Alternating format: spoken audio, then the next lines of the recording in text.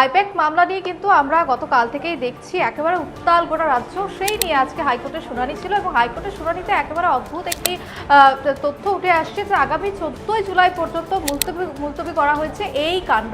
এবং একেবারেই যে তথ্য উঠে আসছে যে হাইকোর্টে যখন শুনানির বিষয়টি উঠে আসে তখন কিন্তু একেবারেই কোনো কথা শোনার মতো পরিস্থিতি থাকে না, সেখানে এতটাই ভিড় হয় এবং এতটাই তর্ক বিতর্ক শুরু হয় যে বিচারপতি সেই কথা না শুনেই কার্যত ডেট পিছিয়ে দেয় এবং আগামী 14ই জুলাই পর্যন্ত সেই কাণ্ড একেবারে মুলতবি রইল।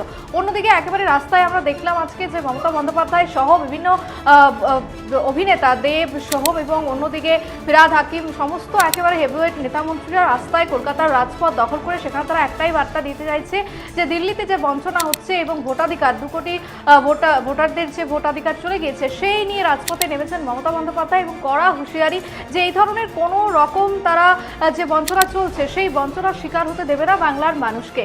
এবং এই ছিল আজকের সমস্ত তথ্য। অন্যদিকে একেবারে আইপ্যাক যে মামলা চলছে সেদিকে জল কতদূর গড়ায় সেদিকে আমাদের সকলেই নজর থাকবে এবং অন্যদিকে একেবারে এই মামলার কিন্তু মূল তথ্যের দিকে তাকিয়ে আছে গোটা রাজ্যবাসী।